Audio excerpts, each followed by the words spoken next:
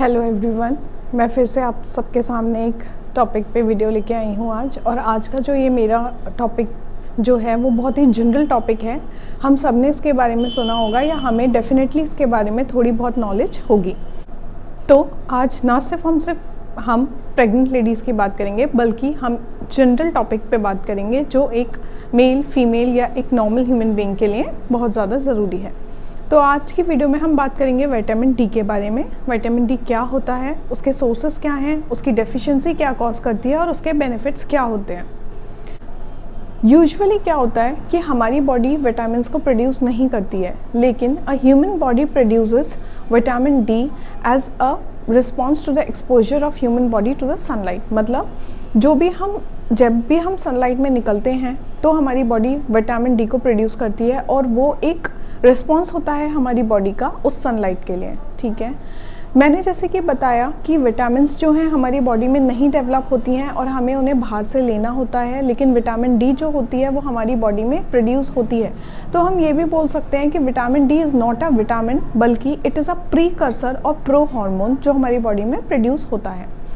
अगर हम बात करें कि विटामिन डी के बेनिफिट्स क्या क्या होते हैं, तो अगर हम उसका मेजर बेनिफिट देखें तो वो ये है कि वो हमारी बॉडी में कैल्शियम को एब्जॉर्ब करने में बहुत ज़्यादा हेल्प करता है। अगर विटामिन डी हमारी बॉडी में नहीं है तो कैल्शियम एब्जॉर्प्शन हमारी बॉडी में बहुत ज़्यादा कम हो जाएगा या फिर नहीं होगा। कैल्शियम जो है वो हमारी बॉडी में इंटेस्टाइन में एब्जॉर्ब होता है और वहाँ पे विटामिन डी जो होता है बहुत ज़्यादा हेल्प करता है उसके एब्जॉर्प्शन के लिए।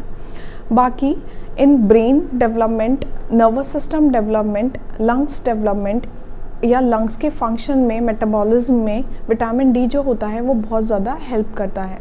दूसरी चीज़ ये है कि विटामिन डी हमारे टीथ और बोन्स की ग्रोथ में बहुत ज़्यादा हेल्प करता है।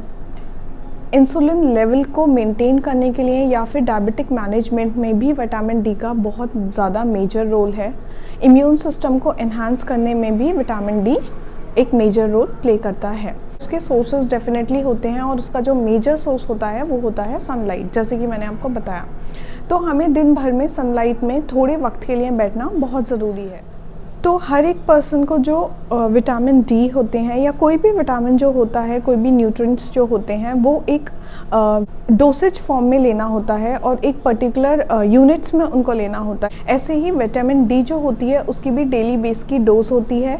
हर एक एज की डिफरेंट डोज होती है। तो अगर मैं 0 to 12 मंथ्स के इन्फेंट्स की बात करूं तो जो इन्फेंट्स के लिए न्यूट्रिशन की जो डोज डिसाइड की है वो की है 400 इंटरनेशनल यूनिट्स। वहीं पे अगर मैं 1 ईयर से 18 ईयर तक के बच्चों की बात करूं तो उनको जो डेली बेसिस पे विटामिन डी चाहिए होती है वो चाहिए होती है 600 इंटरनेशनल यूनिट्स।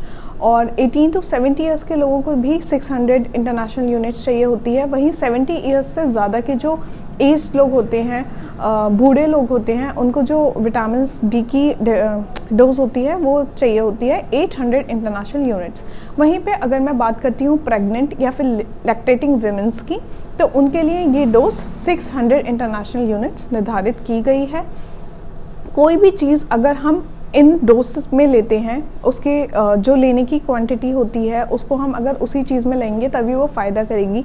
कोई भी चीज़ एक्सेसिव क्वांटिटी में अगर ली जाती है या फिर मिनिमल क्वांटिटी में ली जाती है तो या तो उसका कोई फ़ायदा नहीं होगा या फिर उसका बहुत ज़्यादा नुकसान होगा।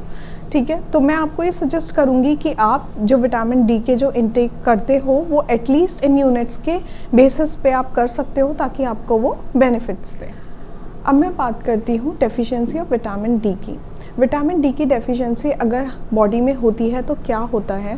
विटामिन डी की डेफिशिएंसी अगर बॉडी में होगी तो कैल्शियम एब्जॉर्प्शन जो है वो प्रॉपर नहीं हो पाएगा और इसकी वजह से सबसे ज़्यादा अगर कुछ इफ़ेक्ट होता है तो वो इफ़ेक्ट होती हैं हमारी बोन्स। हमारी बोन्स बहुत ज़्यादा वीक हो जाती हैं। तो अगर मैं बात करूं छोटे बच्चों में सबसे ज़्यादा जो बीमारी हम सब ने सुनी भी है, छोटे बच्चों को रिकेट्स होता है विटामिन डी की डेफिशिएंसी की वजह से। अगर मैं वहीं आगे बढ़ूं और थोड़े एज लोगों में आऊं तो वो अपने पैरों में दर्द, घुटने में दर्द, बोन्स पेन या फिर वीकनेस ऑफ बोन्स या फिर ऑस्टियोमेलेशिया, ऑस्टियोपोरोसिस, इस टाइप की जो डिसीज़ेस होती हैं वो हमें देखने को मिल जाती हैं इजीली। अगर मैं प्रेग्नेंट लेडीज़ की बात करूं तो प्रेग्नेंट लेडीज़ जो होती हैं वो प्री एक्लेम्शिया को सफ़र करती हैं या फेस करती हैं। और दूसरी बात ये है कि उनको कभी कभी प्रीटर्म डिलीवरी भी करनी पड़ जाती है। प्रीटर्म मतलब बिफोर 9 मंथ्स डिलीवरी हो जाती है उनकी। तो जो डेफिशिएंसी ऑफ विटामिन डी है ये मेनली यही चीज़ें कॉज करती है। विटामिन डी को कभी भी लाइटली नहीं लेना चाहिए, इट इज़ वेरी इंपॉर्टेंट। और ये मेजरली हमें सनलाइट में मिलती है। आजकल तो सर्दियों का मौसम भी है, आप सब धूप का आराम से मज़ा ले सकते हैं। अगर धूप निकलती है तो थोड़े वक्त के लिए, हर 5 मिनट, 10 मिनट, 20 मिनट के लिए आप धूप में बैठिए और धूप में से जो विटामिन डी मिलती है उसको लीजिए अपने शरीर में, ताकि आपकी हेल्थ बनी रहे, आप हेल्दी रहें। अगर कोई चीज़ हमें नेचर से मिल रही है तो उससे अच्छी बात और क्या हो सकती है। और सुबह सुबह की धूप लीजिए, रादर देन आप 3 बजे 4 बजे की धूप ले रहे हैं। वैसे तो सर्दियों के टाइम पे जब धूप मिले तभी हम लोग धूप की तरफ चले जाते हैं, लेकिन फिर भी अगर आप कोशिश कर सकते हैं तो कोशिश करिए कि आप सुबह सुबह की धूप ज़्यादा लें, क्योंकि वो बहुत ज़्यादा अच्छी होती है।